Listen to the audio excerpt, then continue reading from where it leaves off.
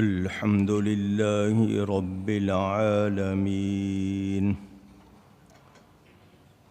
والعاقبة للمتقين والصلاة والسلام على رسوله سيد المرسلين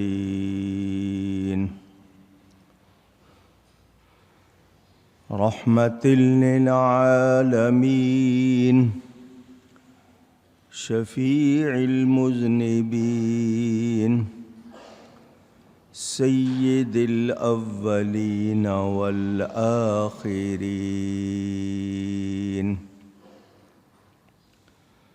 سيدنا ومولانا محمد رسول رب العالمين وعلى آله وصحبه أجمعين. أما بعد فأعوذ بالله من الشيطان الرجيم. بسم الله الرحمن الرحيم.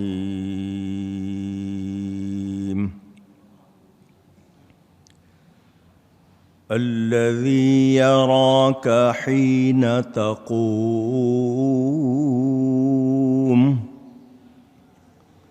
وتقلبك في الساجدين إنه هو السميع العليم. صدق الله العلی العظیم. محبت کے ساتھ ایک مرتبہ دروشی پڑھ لیجئے. اللہم صلی علی سیدنا و مولانا محمد معدن الجود والکرم وآلہ وصحبہ وبارک وسلم. الصلاة والسلام عليك يا رسول الله. الصلاة والسلام عليك يا حبيب الله. الصلاة والسلام عليك يا رحمة للعالمين وعلى آلك وأصحابك يا شفيع المذنبين. حمد و صلاۃ کے بعد قرآن کریم کی سورۃ الشعراء کی تفسیر آپ سن رہے ہیں.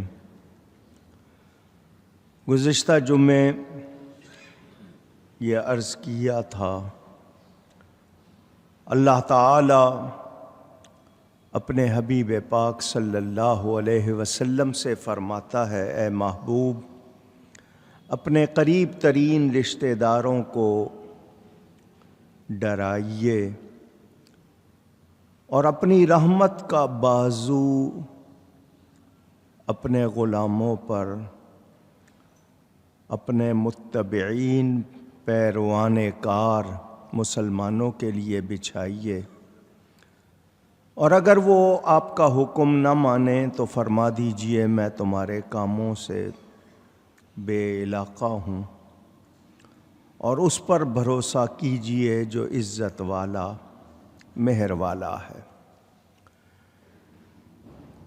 نبی کریم صلی اللہ علیہ وسلم کے قبیلہ خاندان کے بھی لوگ تھے، مکہ مکرمہ میں قریشی، ہاشمی، دوسرے. نبی کریم صلی اللہ علیہ وسلم نے اللہ کے حکم سے ان سب کو پیغام حق پہنچایا، عذاب سے ڈرایا، مگر جو نہیں مانے ان کے لیے جو نافرمانی کریں، ہٹ درمی کریں، ان کے لیے فرما دیا گیا کہ ان سے کوئی تعلق نہیں، ان سے بری الذمہ ہیں۔ اس حوالے سے آپ کو ضروری باتیں بتائی تھیں کہ رشتہ دار ہوں، قریبی ہوں، حق بات ان کو پہنچانی ہے۔ باپ ہو، بیٹا ہو، بھائی ہو، دوست ہو، بہن ہو، بیوی ہو، رشتہ دار ہوں، قریبی ہوں، ہمیں کہیں لحاظ ہوتا ہے رشتہ داری کا، کہیں لحاظ ہوتا ہے کاروبار کا، اور ہم اس حوالے سے شریعت کے حکم کو اہمیت نہیں دیتے، جو غلط ہے۔ شریعت کے حکم کو ترجیح ہوگی، اس کو ماننا ہے، رشتہ داری کو ترجیح نہیں ہوگی۔ کیا مطلب؟ لحاظ شریعت کا کرنا ہے، رشتہ داری کا لحاظ نہیں کرنا، مگر کہنے کا انداز، بات کرنے کا سلیقہ، اس حوالے سے آپ لوگ سمجھ سکتے ہیں کہ اگر اچھے لہجے میں بات نہ کی جائے تو وہ اثر نہیں کرتی۔ ہم نے یہ بھی سن لیا کہ اللہ تعالیٰ خود فرما رہا ہے، محبوب جو آپ کے غلام ہو جائیں ان کے لیے رحمت کا بازو بچھا دیں، ان کے حق میں مہربانی فرمائیں، ان کے عذر قبول کریں، ان کے حق میں دعائے خیر کریں، آپ ان کے لیے شفاعت کریں۔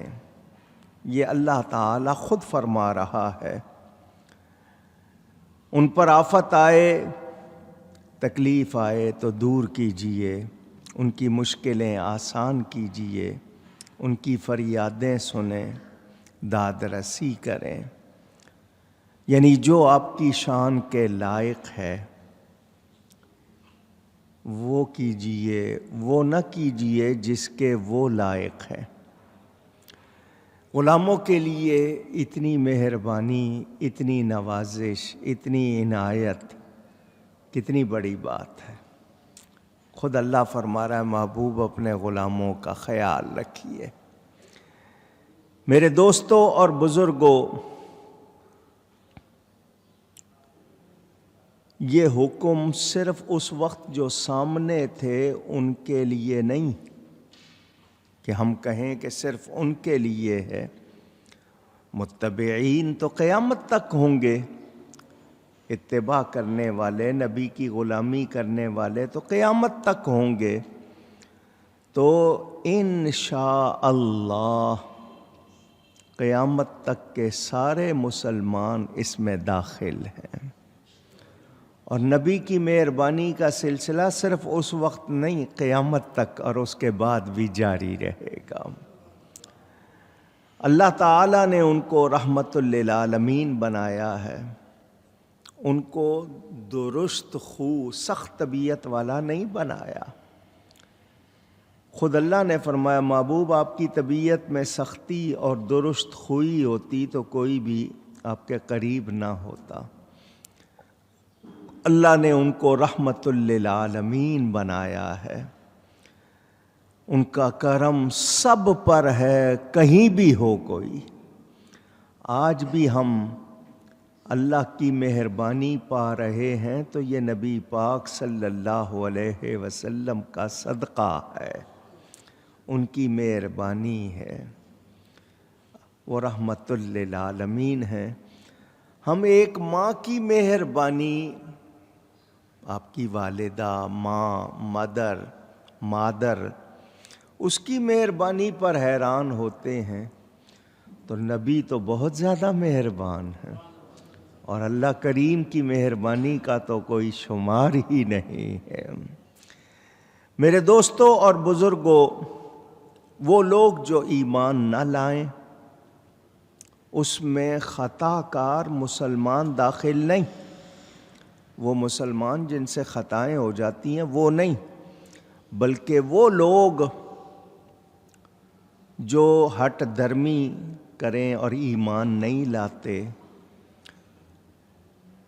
تبلیغ کے باوجود، سمجھانے کے باوجود، ان کے بارے میں فرما دیا کہ ان سے کوئی تعلق نہیں ہے، ان سے بیزاری ہے، بری الذمہ ہے۔